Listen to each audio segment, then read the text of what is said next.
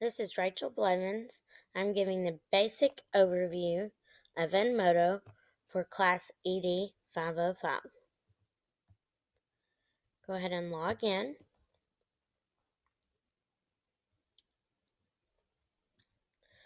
Once logging in, it will take you to the home screen. You'll notice that this looks very similar to a popular social media app that many people use. Getting started, you want to scroll down and under Classes, hit Create a Class. Go ahead and name your class. I'm going to name mine ED 505. It gives you the option of selecting a grade, preschool all the way up to higher ed. I'm going to click all. It gives us all our different subject matters. We'll just click all on this one. And then it gives you the option of changing your color. This is your identification color, similar to these over here. I'm just going to leave it as that. Go ahead and click Create. Once you hit Create, it's going to give you a couple different options of inviting people to join. Share class code is your most common option. See right here, it shows us we can provide the edmodo.com and with the code. The easiest way that I have found to get a group of students to join is by posting the code up on the board. You can invite by email, which you just enter the email, or if your whole school is on, you can type in school directory and say you have a peer teacher that you're working with, you can go ahead and have them join that way. But for this case, we're just going to leave it here and hit done. Once created, you'll notice the color that we chose is the color that pops up, and we have quite a few options of moving forward. The first and most common one that I've used in my classroom is posts. It gives you the option of putting a post here, and then from there you can attach files. Pick your files. It gives you links that we can click on. Library, you can pull from your library, and that is your library on Edmodo or on your Google. Okay. And also, this is something that I use very commonly, is a schedule your post. I like to sit down on Monday and make my entire week's post out.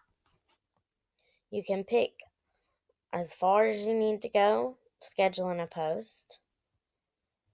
You can click the time, and then you just save date and time, and it will post at that given time. Another option is assignments. You can assign something with a date, lock the screen after the due date, and post the assignment. Quizzes, you can create your quiz or upload a quiz if you've already done so. And then a poll. I always like to do polls when starting new lessons.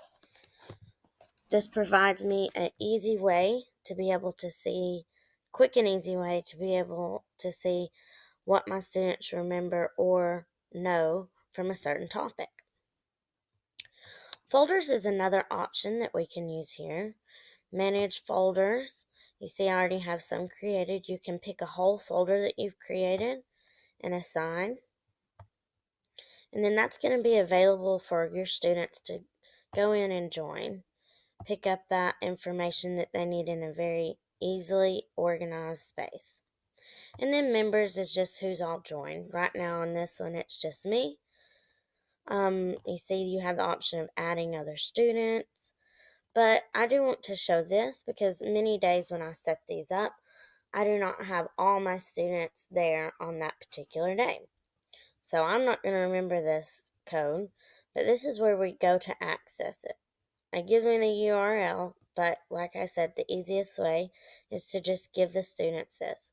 After so many days, your code right here is going to expire. So if you need to regenerate it, you just hit reset and it's going to give me a new code. And this will lock after so many weeks of your class being open. I would like to show you an example of a class that I've already created. Okay, so this one you notice is highlighted in blue because I've pinned it to the top.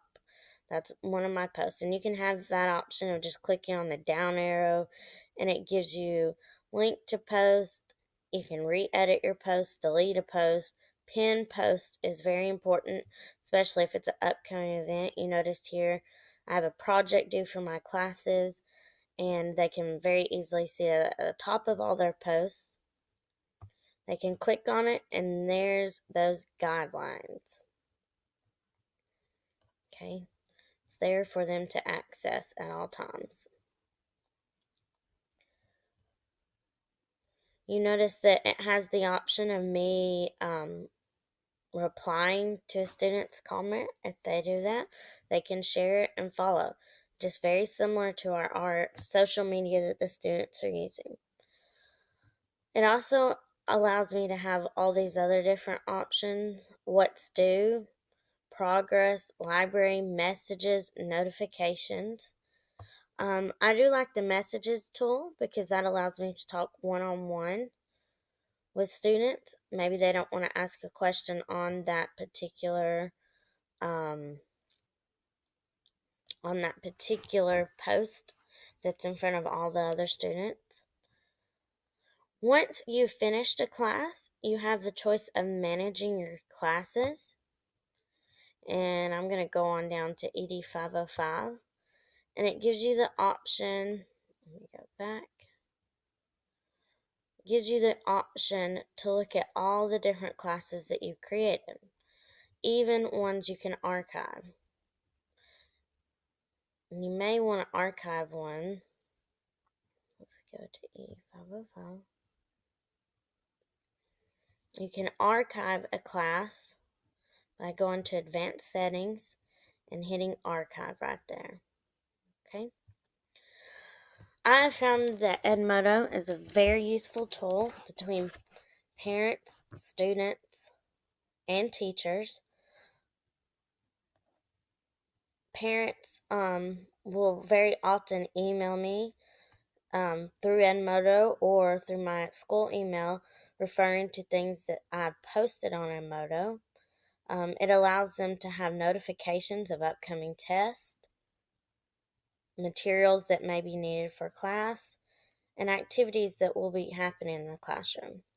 Parents really enjoy being able to be involved in their students' everyday lives in the classroom. If you notice here on my posts, I start out for the objective.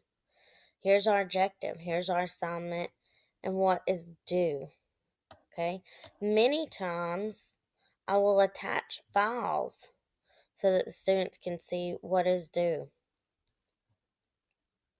Let's see, like here. It gives them the review for their notes. They can click on it and go from there. Now, this was a student interaction one, and you notice that they wrote on that one and went from there. But I found Edmodo very beneficial if you're looking for a tool to use that will help everybody collaborate together and all of the students' work and assignments be in one place. I highly suggest Edmodo. Thank you.